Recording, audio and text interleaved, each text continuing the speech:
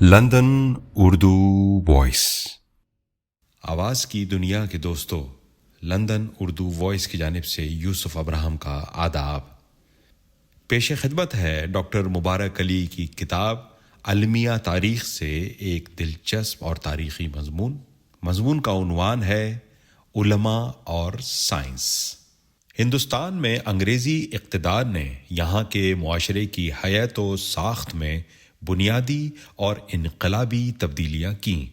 سیاسی و ثقافتی اور معاشی تبدیلیوں کے ساتھ ساتھ سائنسی اور فنی ایجادات نے مذہبی عقائد اور توہمات پر کاری ضربیں لگائیں اور مذہبی رجت پرستی کو کمزور کیا.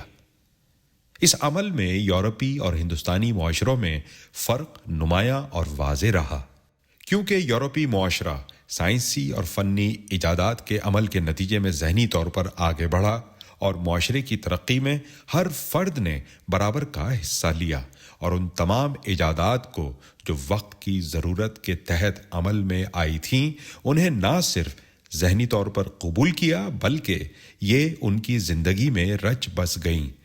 اس کے مقابلے میں ہندوستان میں یہ ایجادات یورپ سے آئیں اور ایک ایسے معاشرے میں رائج ہوئیں جو ذہنی طور پر ان کو قبول کرنے کے لیے تیار نہیں تھا. اس لیے اس نے ہر نئی چیز کو شک و شبے کی نظروں سے دیکھا اور ان کو قبول کرتے ہوئے خوف و جھجک کا مظاہرہ کیا. مسلمان معاشرے میں خصوصیت سے علماء کا طبقہ نئی سائنسی اور فنی ایجادات کا زبردست مخالف تھا.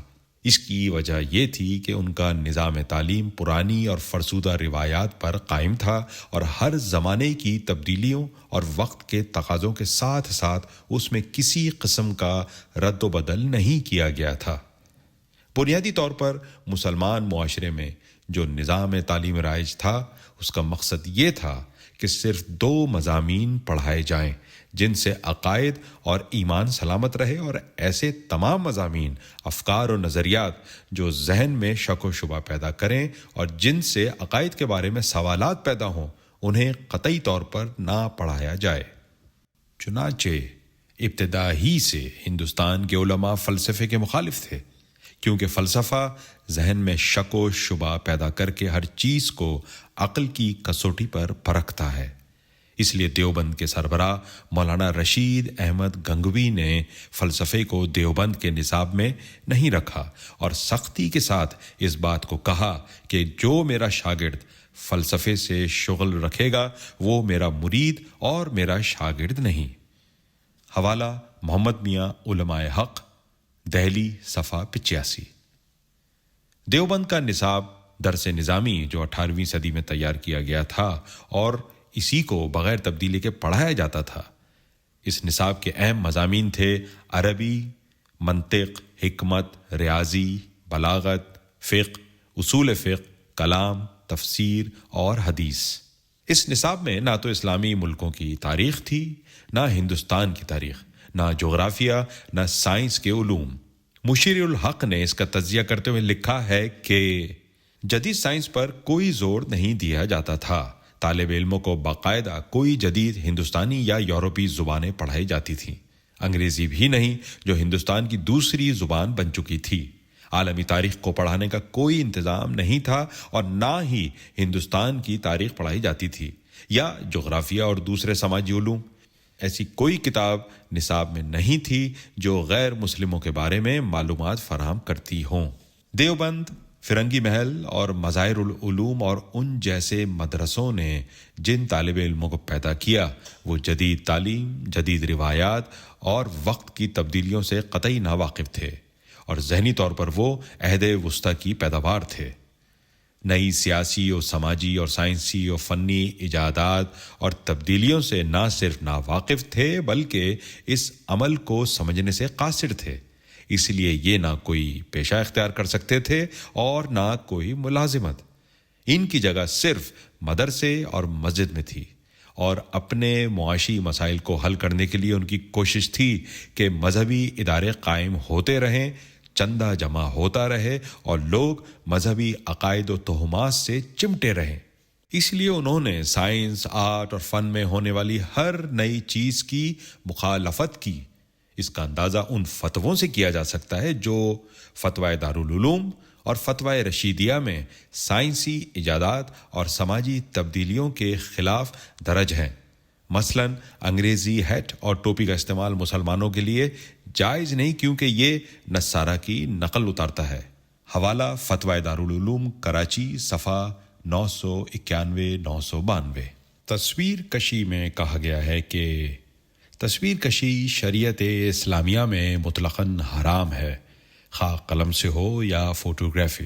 جو تصویر محض زیب و زینت کے لیے رکھی جائے اگر وہ جاندار کی ہے تو ناجائز ہے، لیکن اگر اسے کسی ذلت کی جگہ پر ڈال دیا جائے جیسے جوتوں کے فرش پر یا ایسی ہی جگہ تو پھر جائز ہے۔ طبی معلومات یا نقشہ جنگ کے لیے بھی مکمل تصویر رکھنا جائز نہیں۔ طبی ضرورت کے لیے ہر عضو کی علیحدہ علیحدہ تصویر رکھی جائے بجز سر کے، اس کی تنہا رکھنا بھی جائز نہیں۔ مزید وضاحت کرتے ہوئے کہا گیا ہے کہ کسی جاندار کی تصویر بنانا، خواہ مجسمے تصویر کی صورت میں ہوں یا نقش و رنگ کی صورت میں، خواہ قلم سے بنائی جائے یا پریس میں چھپوائی جائے یا کیمرے کے ذریعے تصویر لی جائے، یہ سب گناہ کبیرہ ہے۔ 4 قسم کی تصویروں کو جائز قرار دیا گیا ہے۔ سر کٹی ہوئی تصویر، وہ تصویر جو پامال اور ذلیل ہو، اتنی چھوٹی ہوں کہ اگر انہیں زمین پر رکھ کر کھڑے ہو کر دیکھیں تو پوری نظر نہ آئے، اور بچوں کی گڑیاں جو مکمل نہ ہو۔ حوالہ فتویٰ دارالعلوم کراچی صفحہ 993 994 995۔ ایک سوال کے جواب میں کہ کیا جغرافیے کا ایسا نقشہ بنایا جا سکتا ہے کہ جس میں حیوانات، جمادات، نباتات اور دوسری معلومات کے ساتھ ساتھ ان کی تصویریں ہوں؟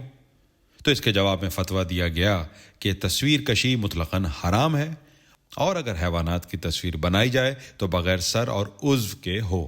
کھیلوں کے بارے میں فتویٰ دیا گیا کہ کھیل خواہ گیند کا ہو یا دوسرا، اگر لہو لعاب کی غرض سے ہو تو مکروہ، اگر تفریح اور تھکاوٹ دور کرنے کے لیے ہو تو جائز ہے، مگر فٹ بال کھیلنا مکروہ ہے کیونکہ یہ نیکر پہن کر کھیلا جاتا ہے۔ وہ ان تمام ایسے کھیلوں کو جن میں انگریزی وضع کو اختیار کیا جاتا ہو، یعنی لباس پہننا جس سے گھٹنے کھلے ہوں اور جن کے کھیلنے سے ضروریات اسلام یعنی نماز وغیرہ میں خلل پڑتا ہو، وہ جائز نہیں۔ حوالہ دارالعلوم کراچی صفحہ نمبر 1002۔